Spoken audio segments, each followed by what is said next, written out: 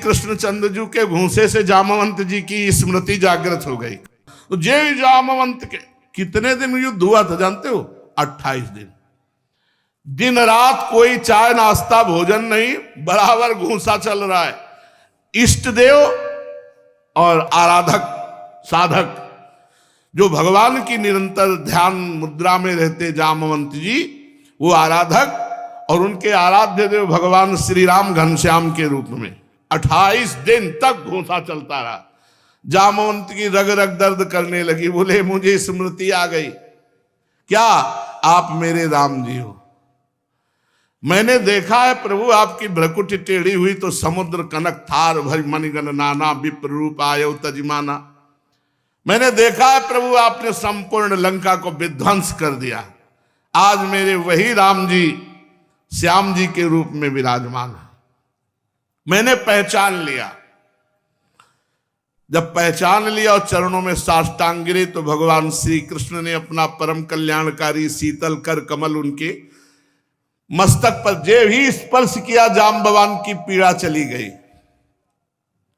जाम्बवान से भगवान ने गंभीर वाणी में कहा, ऋक्षराज जाम्बवान जी, हमारे ऊपर मणि का कलंक लगा था इसलिए मैं गुफा में आया था। जाम्बवान जी ने कहा, प्रभु आप हमें कृतार्थ करने आए थे। भगवान की पूजा की और कहा ये मणि दहेज में और ये कन्या आप स्वीकार कीजिए। जाम्बवती जी को भगवान श्री कृष्ण के कर कमल में समर्पित किया। अब यहां भगवान श्री कृष्ण जिन द्वारिका वासियों को कह गए थे कि रुकना जब तक हम वापस ना आवे, एक को नहीं थे। जब प्रेम का वर्णन होता है ना तो श्री कृष्ण लीला में 3 लीलाएं हैं, द्वारिका लीला, मथुरा लीला, ब्रज लीला, वृंदावन लीला। तो उसी ब्रज लीला के अंतर्गत है। तो कहा जाता है द्वारिका लीला से श्रेष्ठ मथुरा लीला, मथुरा लीला से श्रेष्ठ ब्रज लीला, ब्रज लीला से श्रेष्ठ वृंदावन की लीला। इसे कोई टाल नहीं सकता। अजगर मुंह फैलाए बैठा है अघासुर। सखा कह रहे हमें लगता गुफा है, एक कहता हमें तो लग रहा है अजगर का मुंह है। ये कह रहा चलो घूमते हैं अंदर चल के। अरे बोले अजगर सही में हुआ तो? अरे बोले श्री कृष्ण है ना। श्री कृष्ण के बल पर अघासुर के मुख में घुस गए ताली बजाते हुए सखा। और वहां श्री कृष्ण गुफा में कह रहे हैं कि मैं अकेले जा रहा हूं, 2-4 साथ जाते। एक को नहीं बोले कि रुको रुको प्राणनाथ आप अकेले नहीं जाओगे। और कहा यहीं रुकना, एक को नहीं थे। जब गुफा के बाहर आए एक भी द्वारिकावासी नहीं था। ये मथुरा, वृंदावन, ब्रज, फिर द्वारिका। जब प्रेम लीला की बात आती तो वृंदावन, ब्रज, मथुरा, द्वारिका। हमारे ब्रज की लीला को सुनकर के प्रभु श्री कृष्ण और बलराम जी और सुभद्रा जी के श्रीअंग प्रेम विगलित हो गए। वही श्री जगन्नाथ जी के रूप में है। जगन्नाथ जी कौन है? द्वारिकाधीश भगवान। वही प्रेम चर्चा सुनकर ब्रज की ऐसा प्रेम विगलित रूप हो गया जो आप जगन्नाथ जी महाराज का दर्शन करते हैं। ये श्री कृष्ण, बलराम और सुभद्रा जी प्रेम विगलित रूप है। भगवान श्री कृष्ण जब गुफा में गए तो 12 दिन तक द्वारिका वाली गुफा के द्वार पर खड़े रहे। जब उन्होंने देखा गुफा से निकले ही नहीं तो सब द्वारिका लौट आए। ऐसा नहीं होना चाहिए। भगवान ने कहा है कि यहीं खड़े रहना जब तक मैं वापस ना आऊं। तो प्राण निकल जाते, सूख कर शरीर गिर जाते, लेकिन वापस लौटना नहीं। वहां आकर के माता देवकी, वसुदेव जी और सब कुटुंबियों से बताया कि 12 दिन तक इंतजार किया, श्री कृष्ण गुफा से निकले नहीं। तब तो बड़ा भारी शोक छा गया पूरी द्वारिका में। और सब द्वारिकावासी सत्राजित को भला बुरा कहने लगे कि व्यर्थ में श्री कृष्ण के ऊपर कलंक लगाया इसने, जबकि प्रसेनजीत को और घोड़े को सिंह ने मारा। भगवान श्री कृष्ण का उसमें कोई तो हाथ ही नहीं है और ऊपर से झूठा कलंक लगा दिया प्रभु के ऊपर। फिर श्री कृष्ण की प्राप्ति के लिए समस्त द्वारिका में श्रेष्ठ श्रेष्ठ जन ने महामाया भगवती दुर्गा की अनुष्ठान पद, बहुत दिव्य शक्ति है। आपको हम बताए, एक दिन हम नैष्ठिक ब्रह्मचर्य में जब थे, 18 के लगभग अवस्था शरीर की होगी, तो बड़े सिद्ध महापुरुष हमारे पास ढूढ़ी घाट है, और समय के वो बिल्कुल पक्के, जितना समय दर्शन का बस उतना ही समय नित्य 12 महीना उपस्थित होंगे, इसके अलावा नहीं। अब हम अपने आश्रम से चले 4-6 लोग मिलकर दर्शन करने के लिए, कम से कम 8 किलोमीटर या 10 किलोमीटर पड़ेगा, वहां से 9:30 बज गए, 2-3 किलोमीटर रास्ता तय करना था। 9:30 बजे महाराज जी पट बंद कर देते थे। अब लगा कि इतना चल के आए, दर्शन भी नहीं होंगे। मां भगवती का मंत्र का उच्चारण करते हुए तो महाराज जी अकेले बैठे थे, और जाते ही कहा, तुम्हारी भगवती अम्बा ने मुझे रोक लिया है। जाते ही कहा, तुम, हमने कुछ नहीं कहा, बोले हम अपने टाइम से जो बिलक बैठे हुए, भगवती अम्बा ने सूचना दी कि कोई आ रहा है तुमसे मिलने, तो इसलिए रुके बैठ। निहाल हो गए कि मेरी बात मां सुन रही है। उस समय नहीं, तभी तो कहते हैं अनुभूतियां एक एक कदम में आगे बढ़ाती चली जाती। द्वारिकापुरी के समस्त श्रेष्ठ जनों ने महाभगवती दुर्गा, महामाया अम्बा की आराधना की कि हमें भगवान श्री कृष्ण जो गुफा में चले गए हैं वो पुनः वापस प्राप्त हो जाए। दुर्गा देवी प्रसन्न हुई और कहा अवश्य।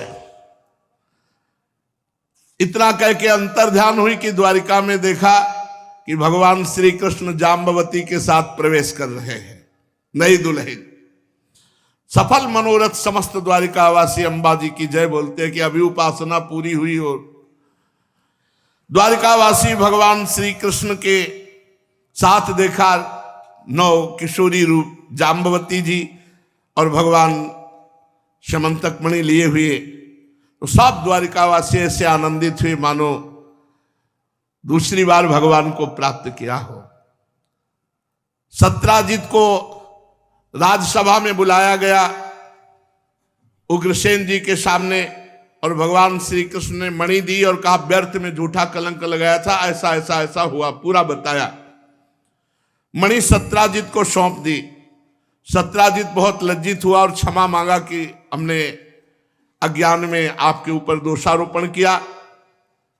मणि ले ली, पर उसे बहुत चुभा कि मैं निर्दोष भगवान श्री कृष्ण पर ऐसा दोष लगाया। बड़ा पश्चाताप हो रहा था। वो घर गया, लेकिन उसे चैन नहीं पड़ा कि मैंने भगवान श्री कृष्ण पर ऐसा दोष क्यों किया। वो रात दिन जलने लगा और भयभीत ही हो रहा था कि इस अपराध से मेरा मार्जन कैसे हो, कैसे मैं श्री कृष्ण को प्रसन्न करूं। मैं बड़ा क्षुद्र अदूरदर्शी हूं, कैसे अपने अपराध का। तो सत्यभामा पर दृष्टि पड़ी, सत्राजित की पुत्री है। ओहो, अपराध मार्जन का रास्ता मिल गया। मैं समंतक मणि और सत्यभामा दोनों श्री कृष्ण को दे देता हूं, तो मेरे हृदय की जलन शांत हो जाएगी और मेरी पुत्री का जैसा सौभाग्य होगा वो तो महान। बहुत आनंद आया हृदय में, जब सत्य चिंतन होता है तो आनंद आता है। मेरे अपराध का मार्जन हो गया, मार्जन हो गया, उपाय मिल गया। सत्राजित ने अपनी विवेक बुद्धि से ऐसा निश्चय करके स्वयं इसके लिए उद्योग किया और सभा में जाकर भगवान श्री कृष्ण के चरणों में समंतक मणि अर्पण कर दी और कहा कि सत्यभामा मेरी पुत्री है, शील स्वभाव सुंदरता उदारता सद्गुणों से संपन्न है। सत्यभामा को बहुत सुंदर सुंदर वर चाहते थे कि मुझे प्राप्त हो, पर मैं सत्यभामा आपको प्रदान करता हूं। भगवान श्री कृष्ण ने विधि पूर्वक सत्यभामा, बहुत सुंदर थी सत्यभामा जी, ये पृथ्वी का अवतार है और अम्बा जी के अंश से जाम्बवती जी है। पाणी ग्रहण भगवान ने किया। अब 3 पटरानियां हो गई। महालक्ष्मी का अवतार श्री रुक्मिणी जी, अम्बा जी का अवतार जाम्बवती जी और पृथ्वी का अवतार सत्यभामा जी। ये 3 पटरानियां भगवान की आगे क्रमशः प्राप्त होती जाती है। भगवान ने सत्यभामा जी से जब ब्याह कर लिया तो समंतक मणि पुनः सत्राजित को दी कि मुझे समंतक मणि नहीं चाहिए, आप सूर्य भगवान के भक्त हैं इसलिए आपके पास रहे, हम तो केवल उसके फल के अधिकारी हैं, जो 8 बार सोना हुआ करे वो सत्यभामा को दे दिया करो। परीक्षित यद्यपि भगवान श्री कृष्ण को इस बात का पता था कि लाक्षागृह की आग से पांडवों का बाल भी बांका नहीं हुआ, तथापि जब उन्होंने समाचार सुना कि लाक्षागृह में पांडव जल गए तो कुल परंपराजित व्यवहार करने के लिए बलराम जी के साथ हस्तिनापुर गए।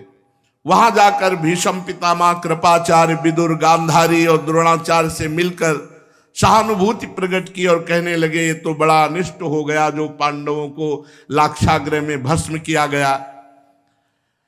जब भगवान श्री कृष्ण हस्तिनापुर चले गए तो द्वारिका में अक्रूर जी महान भागवत हैं, देख लो, बड़ी चूक हो जाती कभी कभी बड़े भक्तों से भी।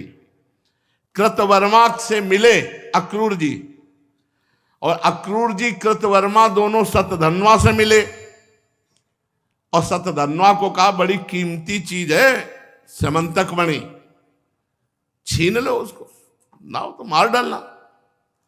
सतधन्वा को भड़काया अक्रूर जी और कृतवर्मा,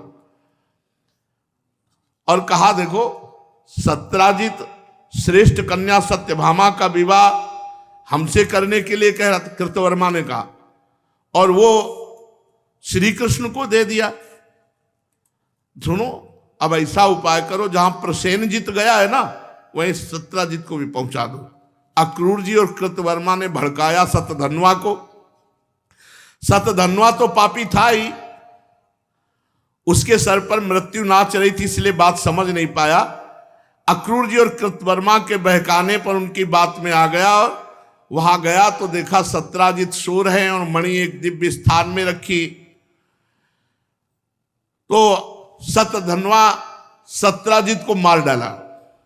अब स्त्रियां चिल्ला पड़ी वहां घर की। सतधन्वा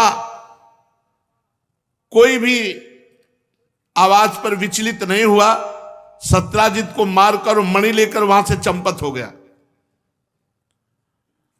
रास्ते में अक्रूर जी मिले, उनका मणि मुझे दे दे, तेरे पास मणि नहीं तो मार डाला जाएगा, तू ऐसे तो तू बच जाएगा। अक्रूर जी ने मणि अपने जेब में डाली, काशी निकल गए। बड़ा विचित्र खेल है। अब सत्यभामा जी जब देखा कि पिता मार डाले गए तो बड़ा शोक हुआ, वो हाय पिताजी विलाप करने लगी। इसके बाद सत्राजित के शव को तेल के कढ़ाई में रखवा दिया गया और हस्तिनापुर को गई और बड़े दुख से भगवान श्री कृष्ण से अपनी पिता की हत्या का वृत्तांत सुनाया। भगवान को सब कुछ पहले से पता था। अनजान बनते हुए कहने लगे, अरे आंखों में आंसू भर के, अरे हमारे ससुर की हत्या हो गई, हम पर तो भारी विपत्ति आ गई, वैसा ऐसे करके विलाप करने लगे। इसके बाद भगवान श्री कृष्ण, सत्यभामा और बलराम जी हस्तिनापुर से द्वारिकापुरी लौट आए। पूरा पता लगाया, पता चला अक्रूर जी और कृतवर्मा ने भड़काया था, सतधन्वा मार करके सत्राजित को मणि लेकर भाग गया। जब सतधन्वा को मालूम हुआ कि यह बात श्री कृष्ण को पता चल गई, बहुत डर गया। उसने प्राण बचाने के लिए कृतवर्मा से कहा, तुमने कहा था कि मार डालो, मणि छीन लो, अब हमारी सहायता करो। कृतवर्मा ने कहा, भगवान श्री कृष्ण बलराम जी सर्वशक्तिमान ईश्वर है, उनसे हम तुम्हें बचा सकते हैं भला? अरे उनकी समानता कोई करने वाला त्रिभुवन में नहीं, कौन होगा जो उनसे वैर बांध करके इस लोक और परलोक में सकुशल रह सके? तूने देखा नहीं, कंस ने बैर किया, बाल पकड़ के सभा में उठा के पटक के मार डाला। अरे जरासंध जैसे सूरवीर 23 अक्षोणी सेना लेकर 17 बार मैदान से भाग पड़े। कृतवर्मा ने कहा, हमसे तुम आशा मत रखो, हम सामने भी नहीं जाएंगे। सतधन्वा को टका सा जवाब दे दिया।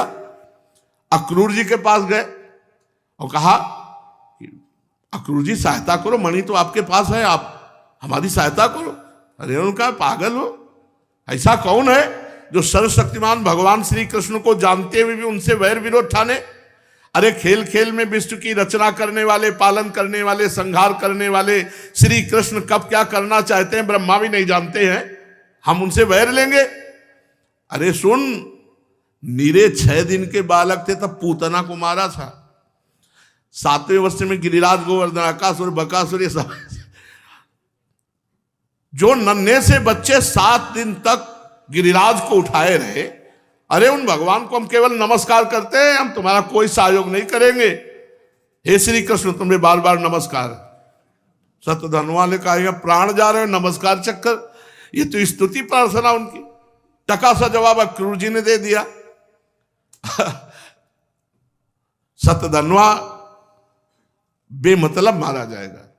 अब ये अपनी जेब में समंतक मणि रख करके काशी चल दिए कि सामने ही नहीं पड़ेंगे भगवान के। सतधनवा ने एक घोड़ा चयन किया जो 100 कोस लगातार एक सांस में दौड़ सकता था, बड़ी फुर्ती से भागा।